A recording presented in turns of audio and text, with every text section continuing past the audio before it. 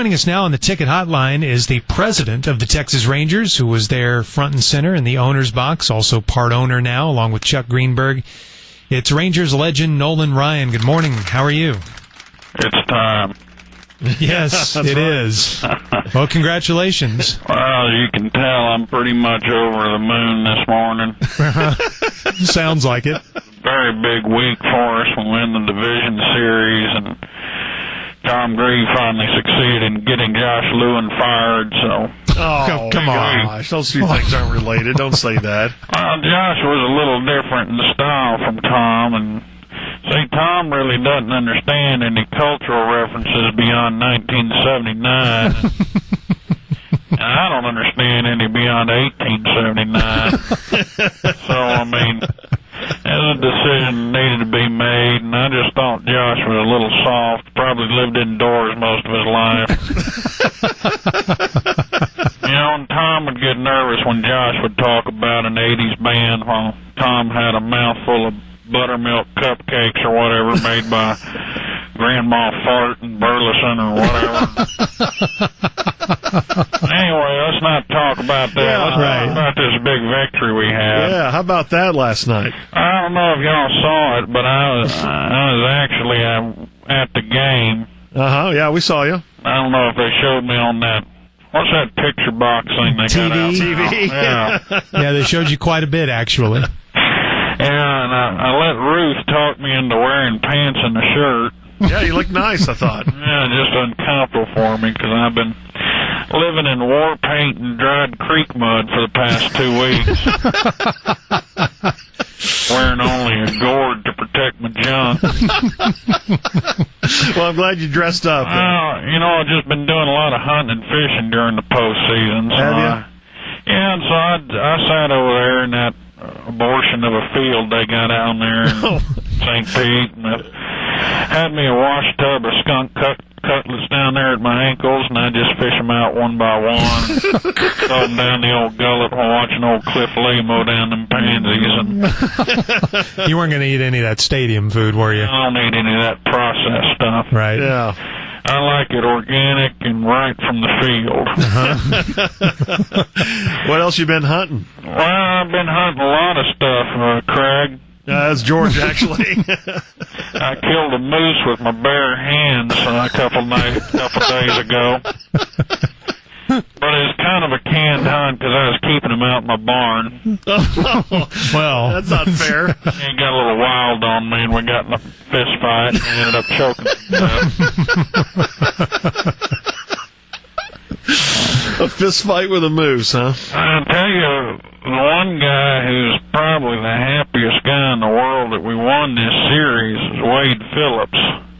Finally, that Michelin man can take a day off from criticism. Yeah, pretty much. But I was real happy for Ron and our organization. You know, Ron's had a tough life. The man has never gone to sleep in a place where he couldn't look up and see the stars. Oh, what? What are you doing? Hey, wait! That is not true. I went up to him after the game and I said, Ron, when was the last time you had something other than pigeon eggs or squirrel meat for breakfast? And he said, Nolan, I has never had different, so... I said, well, I'm going to take you out for a nice breakfast. And this morning we went out and there were tears of joy in his eyes, or maybe just some old dried champagne or something in his eyes, I don't know. But John and Benji Molina and I took Ron out for breakfast. Oh, a nod foursome. Where'd y'all go? We went to some old cafe just down the road a piece, and Ron was so paranoid and uncomfortable sitting in that dining room with the tablecloth tucked into his shirt. His eyes were wide as saucers and darting around, and he couldn't understand who the waitstaff was, and he was fascinated by the knife and fork. Whatever. But I was happy for him, you know, watching a man take his first sip of orange juice. It's a great moment. And he panicked when the waiter came out to pour some water into his water glass, and he jumped up and scurried out through the kitchen. We found him hiding up in the ceiling tiles up there. Why? I don't know. He just freaked out. I don't know. Huh.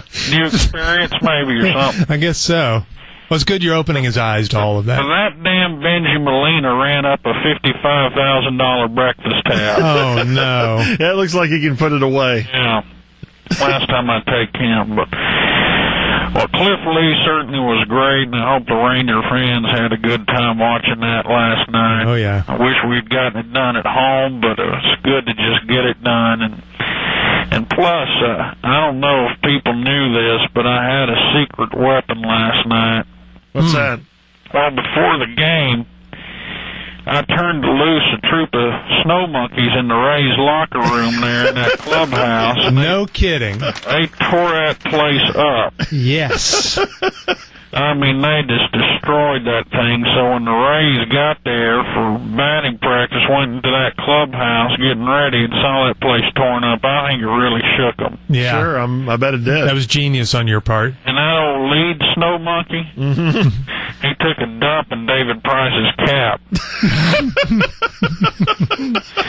And another little secret, Yeah. so did I. Oh, no. Nolan! You shouldn't do stuff like that. It's time. All right. There he goes. Okay, I guess that's it. There he is, the Rangers president, Nolan Ryan, with us.